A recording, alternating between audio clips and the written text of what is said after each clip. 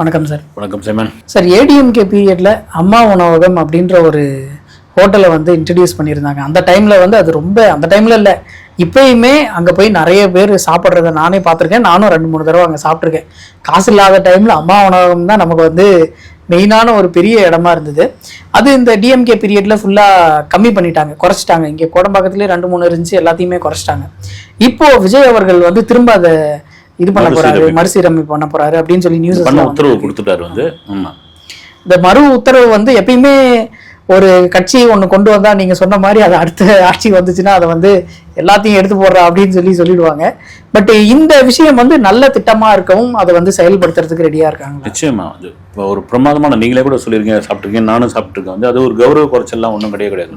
நிச்சயமா நமக்கு உணவு அப்படின்ற ஒரு விஷயம் அது நீங்கள் போதும்னு சொல்கிறது வந்து சாப்பாடு மட்டும்தான். நீங்கள் எவ்வளோ காசு கொடுத்தாலும் இன்னும் கொடுன்னு தான் சொல்லுவான். அது எவ்வளோ இது பண்ணாலும் வந்து சட்டை வாங்கி 10 சட்டை வாங்கி கொடுத்தா இன்னும் 2 வாங்கி கொடுங்கன்னு தான் கேட்பான். ஆனால் வயிறு மட்டும்தான் அவ்வளோதான் வந்து போதுங்க, இதுக்கப்புறம் 2 இட்லி வைங்க, நம்ம காஞ்சி எடுத்துகிட்டு விடுங்க அப்படின்ற அளவு அந்த உணவுக்காக தான் இன்றைக்கி மக்கள் வந்து அப்படி இருக்காங்க. இந்த சென்னை மாதிரியான பெருநகரத்தில் பார்த்தீங்கன்னா வந்து நீங்கள் காசு கேட்குறவங்களோட ஒரு சாப்பாடு ஒன்று வாங்கி கொடுப்பா அப்படின்னு நீங்கள் சொன்ன மாதிரி அம்மா உணவுகள் குறைச்ச பிறகு நிறைய அந்த உணவுக்காக பிச்சை எடுப்பவர்கள் அதிகமாக ஆனாங்க. ஆனால் அந்த பீரியட்ல 2013 செல்வி ஜெயலலிதா அவர்கள் அதை தேர்தல் அறிக்கையாக கூட சொல்லலை. திடீர்னு அவங்க அறிவிச்சாங்க வந்து ஒரு இட்லி 1 ரூபா, ஒரு சாம்பார் சாதம் 5 ரூபா, ஒரு வடை 2 ரூபா அப்படின்ற ஒரு விஷயம் பெரிய வரவேற்பு மக்கள் மத்தியில் கிடைச்சது. குறிப்பாக சாமானிய மக்கள். இன்னும் நம்ம சென்னை மாதிரி இப்போ நம்ம இருக்கிற அந்த வடபழனி, கோடம்பாக்கம், சாலிகிராமம் மாதிரியான பகுதியில் வந்து எத்தனையோ சினிமா கலைஞர்கள், வாய்ப்பு இல்லாமல் உதவி இயக்குநர்கள், அவங்களுக்கு பெரிய வரப்பிரசாதமாக அம்மா உணவு வருது. சும்மா ஒரு 10 ரூபா இருந்தால் போதும், நம்ம போய் வயிறு நிறைய சாப்பிட்டு வந்துடலாம் அப்படின்னு. 2021 திமுக வெற்றி பெற்றவுடன் வில்லிவாக்கத்தில் நினைக்கிறேன் ஒரு அம்மா உணவகத்தை போட்டு அடிச்சு உடைச்சாங்க. உடைச்சு அது பெரிய கண்டனத்துக்குள்ளாச்சு. அப்புறம் வந்து அப்போதைய முதல்வர் ஸ்டாலின் அவர்கள் உடனே ஒரு அறிக்கை கொடுத்தாரு, அதெல்லாம் அம்மா உணவகத்தில் எடுக்க மாட்டோம், தெரியாம பண்ணிட்டாங்க, அவங்க பண்ணவங்க மேல நான் வந்து ஆக்ஷன் எடுப்பேன் அப்படின்னு சொன்னார். ஏன்னா சாப்பாடு தான் இன்னைக்கு வந்து நம்ம காமராஜர் தான் சாப்பாடு போட்டாரு அப்படின்னு இன்னைக்கு நாம சொல்றோம். அப்படின்னா பள்ளிக்கூடம் போற பையனை போய் கேட்கறாரு, ஏன்னா பள்ளிக்கூடம் மாட்டு மேய்ச்சிட்டு இருக்கு அப்படின்னு போது சோறு போடுவீங்களான்னு கேட்கறான். அப்ப சோறு போட்டா பள்ளிக்கூடம் வருவியா, வருவா சோறு போடுறவா அப்படின்னு அதே வளர்ந்து எம்ஜிஆர் திட்டமாகி முட்டை போடுற அளவுக்கு வளர்ந்து இன்னைக்கு சத்துணவு திட்டம் மிகப்பெரிய அளவில் வந்தது.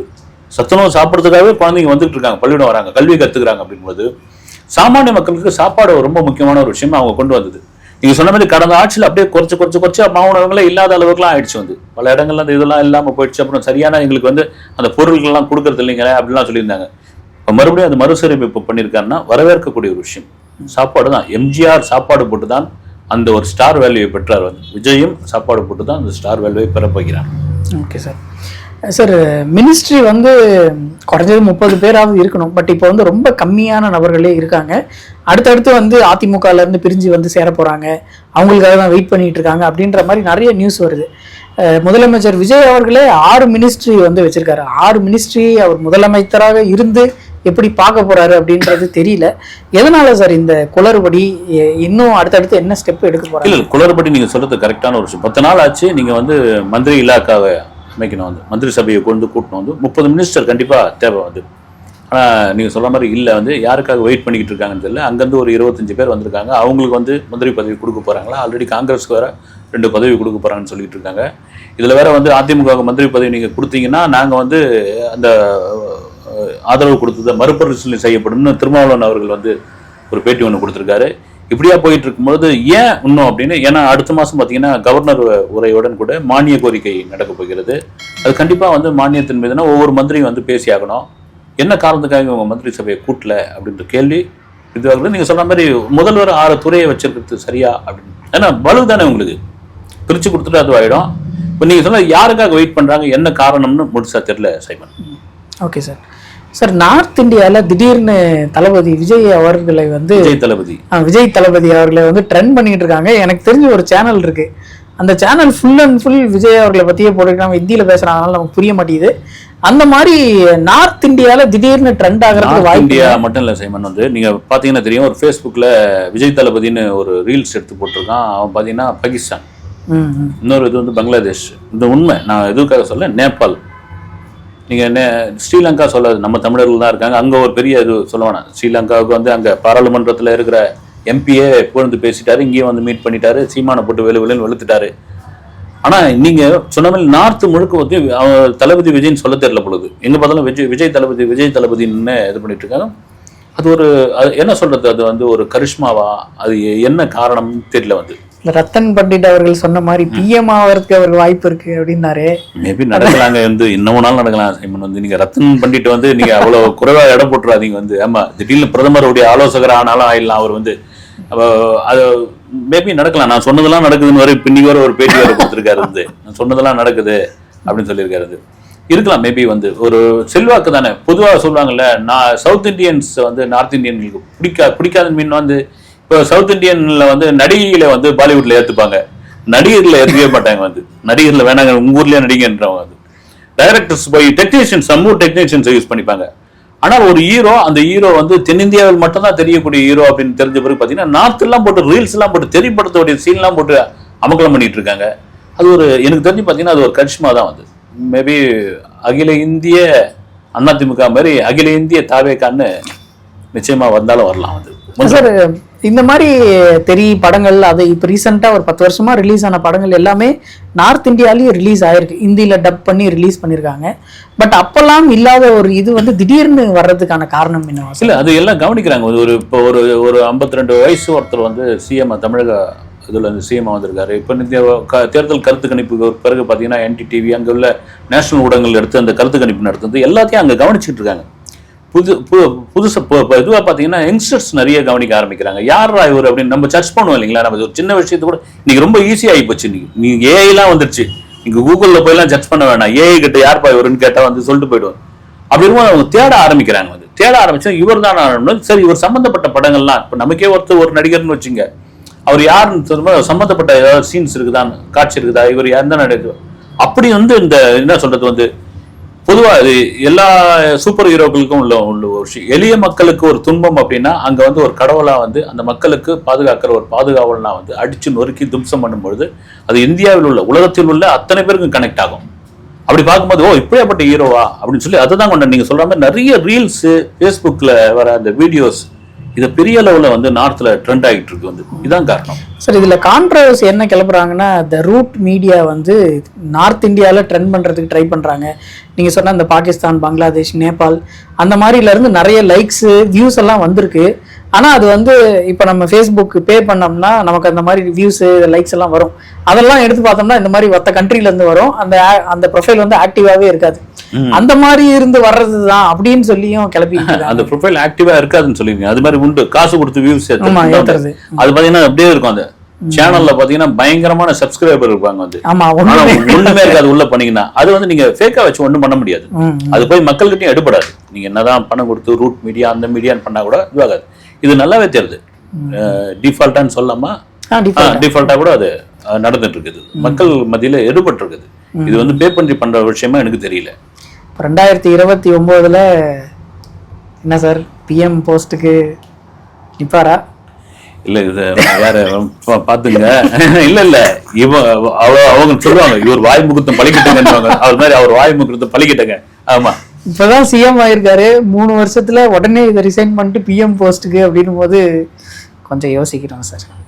என்ன இருந்தாலும் உங்க கண்ணுல வந்து ஒரு இது தெரியுது சார். அடுத்து வந்து கவுன்சிலர் எலெக்ஷன் வரப்போகுது அப்படின்னு சொல்லிட்டு இருக்காங்க. உள்ளாட்சி தேர்தல். இப்போ சிஎம் இந்த எம்எல்ஏ இது வந்து 108 பெற்றுட்டாங்க. கவுன்சிலர்ன்றது இன்னும் டீப்பா உள்ள போறதுக்கான ஒரு இது. எப்பயுமே யார் ஆட்சியில் இருக்காங்களோ அவங்க தான் அதிகமான இடங்களை வந்து பெறுவாங்க. அப்படி இருக்கும்போது கவுன்சிலர் இதுலயும் தாவேக்கா வெற்றி பெறதுக்கு வாய்ப்பு இருக்கு. நிச்சயமாக வாய்ப்பு இருக்குது. ரெண்டாவது எப்படின்னா, முதல்வர் விஜய்க்கு அரசியல் ஆர்வம் ஏற்பட்டது எங்க காரணம் அப்படின்னா, இருந்ததுக்கு அதீதமான ஆர்வம் ஏற்பட்டதுன்னா கட்சி பேர் அறிவிக்காமலே விஜய் மக்கள் இயக்கமாக இருந்தபோது ஒரு 100 இடங்கள்ல கவுன்சிலரா ஜெயிச்சாங்க.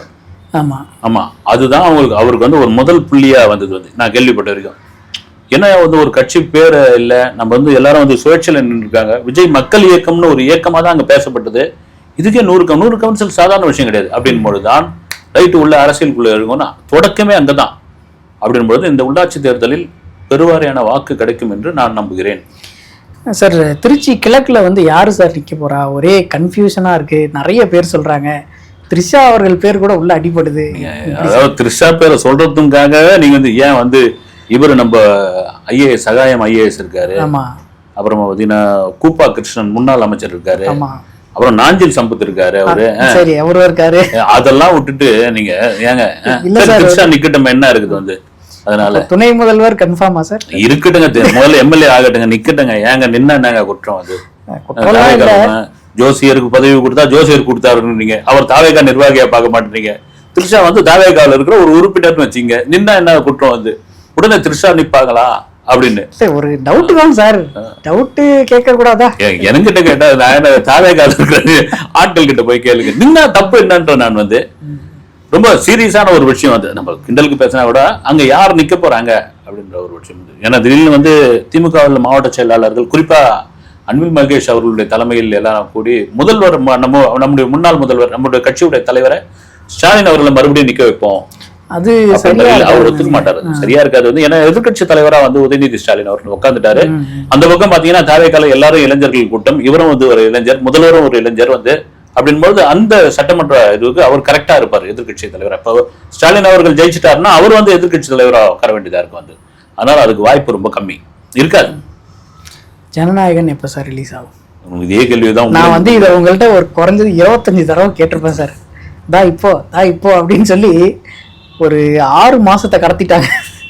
அடுத்து எப்பதான் சார் கடை எப்ப தரீங்க அப்படின்ற மாதிரி அந்த மாடுலேஷன்லயே கேட்டிருந்தீங்க நீங்க வந்து. அது என்ன தெரியல வந்து, ஆட்சி அமைச்சாச்சு இன்னும் சென்சார்ல முடியலையா அப்படின்னு எனக்கு தெரிஞ்சு இந்த மாதம் கடைசியில் அப்படின்னாங்க. அதுக்கு வாய்ப்பு இல்லை. அடுத்த மாசம் 22ஆம் தேதி முதல்வர் விஜய் அவர்களுடைய பிறந்த நாள் வந்து. இன்னும் ஒரு மாசமா சார்? ஒரு மாசம் ஒரு 5 நாள் இருக்குது வந்து, 20 நாள் இருக்குது வந்து. ஒரு மாசம் இப்பதானே சார் 19ஆம் தேதி. அப்படி இல்லை அப்படின்னா ஜூன் முதல் வாரத்துல இந்த படம் ரிலீஸ் ஆவதற்கான வாய்ப்பு 30 அப்படின்னாங்க. எனக்கு தெரிஞ்சு மே 30ன்னாங்க. எனக்கு ரொம்ப வாய்ப்பு கம்மி. ஏன்னா தியேட்டர் ஃபிக்ஸ் பண்ணணும், அதுக்கப்புறம் வந்து முதல்வர் எங்கே வந்து படம் பார்க்குறாருன்னு முடிவு பண்ணணும். எனக்கு தெரிஞ்ச ஒரு 5 ஊர்களில் அந்த திரைப்படத்தை விஜய் அவர்கள் பார்க்க போவதாக ஒரு தகவல். இந்த படத்தை வச்சு தானே வந்து எவ்வளோ ட்ரோல் பண்ணீங்க, இந்த படத்தை வச்சு தானே என் அரசியல் வாழ்க்கையே வந்து இது பண்ணீங்க நீங்கள். அவர் மேடையை சொன்னது தான், வரேன் நான் ஒவ்வொரு முக்கியமான ஊருக்கு வந்து நானே படம் பார்க்குறேன் அப்படின்ற மாதிரி ஒரு விஷயம் போகுது வந்து. அதாவது ஜனநாயகம் முக்கியமான படம் அது. அது என்னதான் வந்து பைரசியில் பார்த்துட்டாங்க அது பண்ணாங்கன்னு வந்து முதல்வர் விஜயாக அந்த படத்துல எப்படி நடத்துது, அந்த டைட்டில் கார்டு எப்படி வரும், அதை எப்படி கொண்டாடணும். ஃபேமிலி ஆடியன்ஸுக்கு நிறைய வந்து பொதுவாக விஜய் படங்களுக்கு வந்து ஃபேமிலி ஆடியன்ஸ் வந்து கூட்டமாக வருவாங்க. இது ஆட்சியில் உட்காந்துற பிறகு சிஎம் விஜய் போய் இந்த படத்துல போய் பார்ப்போம் அப்படின்போது ஒரு பெரிய வரவேற்பு. தியேட்டருக்கு உங்களை விட அதிகமாக தியேட்டருக்காரங்க வெயிட் பண்ணிக்கிட்டு இருக்காங்க. ஒரே ஒரு ஹிட் வேணும் எங்களுக்கு, தியேட்டருக்கான வசூல் வேணும் அப்படின்னு வந்து. அப்ப கருப்பு ஹிட் இல்லையா சார்? என்ன சார் கருப்பு ஹிட் இல்லையா சார்? எவ்வளவு வசூல் பண்ணுச்சு சொல்லுங்க? தெரியலையே. பத்தியா தெரியலையே அப்படின்னு நீங்களா ஒரு கணக்க சொல்லுங்களா வந்து. 72 கோடி நடிச்சுக்கலாமா? இதுல போய் என்ன இருக்குது வந்து? 72 கோடி எல்லாம் வாய்ப்பு இல்ல சார். இப்பதான் சார் 2-3 நாள் ஆகுது. நாளைக்கு எப்படியும் சக்சஸ் மீட் வச்சிருவாங்கன்னு நினைக்கிறேன். அது 2 நாளே வைக்க வேண்டியதுன்னு நினைக்கிறேன் வந்து. ரைட், சும்மா இவங்க சொல்றாங்க வந்து சூர்யாவுக்கு ஒரு வெற்றி தேவைங்க வந்து. சூர்யாவுக்கு ஒரு வெற்றி தேவை. இதுவும் வந்து ஒரு வெற்றி இல்லாத படம்னு ஆயிட்டா ஒரு நடிகருக்கான மார்க்கெட்னு ஒன்று இருக்குல்ல, அதனால வந்து இது கட்டமைக்கப்பட்ட ஒரு விஷயம். நீங்க படம் பார்த்தாலும் நான் சரி நான் விமர்சகரா நீ உன் பார்வையில பார்த்துட்டப்பா, நீ வந்து ஞானக்கண்ணில் பார்த்துட்ட, ரைட்டு ஓகே அப்படின்னா சாதாரண மக்கள்கிட்ட படம் பார்த்தலாம் ஏங்க தலைவலிங்க, ஏங்க சாமி. செகண்ட் ஹாப்லாம் முதல் ஹாப்லாம் நல்லா இருந்தது. ஜென்சி கிட்ஸ்ட கொஞ்சம் ஒர்க் அவுட் ஆகலையா அப்படின்ற இந்த சாமி இப்போ போட பாத்துங்க, பழைய டெக்னிக் வச்சு தேட்டரா சாமி ஆட வச்சுக்கிட்டு இருக்காங்க அந்த கருப்பு. இதெல்லாம் எங்கெங்க அதெல்லாம் வந்து. இதை வந்து கலைப்புலி தானம் யாருன்னு ஒரு படத்துல 1982லயே 81லயே பண்ணிட்டாரு. அவர் தான் பண்ணது இந்த இது. அது சக்சஸ்ஃபுல். அப்போ இவ்வளவு மீடியாக்கெல்லாம் கிடையாது வந்து. நீ பழைய டெக்னிக்கை வச்சுக்கிட்டு பேசிக்கிட்டு இருக்காங்க வந்து. இன்னைக்கு ஒரு திரைப்படம் வெற்றி என்பது முக்கியமாக மக்கள் மத்தியில் அந்த திரைப்படம் எப்படி பேசப்படுகிறது, அதை வச்சா வெற்றி முடிவு செய்யப்படுகிறது. அது ரொம்ப ரொம்ப முக்கியமான ஒரு விஷயம். ஸ்கூல் ஆரம்பிக்கிற வரைக்கும் கொஞ்சம் நினைக்கிறேன். வேற படங்கள் இல்ல, சரி போய் பார்ப்போம் அப்படின்னு இன்னும் நல்லா எடுத்துருந்தா அந்த படம் சூப்பரா இருக்கு சார். ஃபர்ஸ்ட் ஹாஃப் நல்லா இருக்கு. செகண்ட் ஹாஃப் அது எனக்கு தெரிஞ்சு பாத்தீங்கன்னா சூர்யா அதுல கேமியோ ரோல் பண்ணிருக்காரு. ஏங்க உண்மை அதுதாங்க. ஆமா, ஒரு ஹீரோ 50 நிமிஷத்துக்கு அப்புறம் வர்றாரு. செகண்ட் ஹாஃப் முழுக்க பாத்தீங்கன்னா அந்த படத்தோட வில்லனும் கதாநாயகி மட்டும்தான் படத்துல இருந்துகிட்டே இருக்கிறாங்க. அதுக்கப்புறம் வராரு கருப்பா வந்து ஒரு பிஜிஎம்க்கு ஆடிட்டு போறாரு, அவ்வளவுதான் முடிஞ்சு போச்சு. ஒரு ஹீரோ கேமியோ ரோல்ல பண்ணியிருக்கிற படம் இதான். ஓகே சார், அடுத்த வீடியோவில் சந்திப்போம் சார். நன்றி சார். வணக்கம்.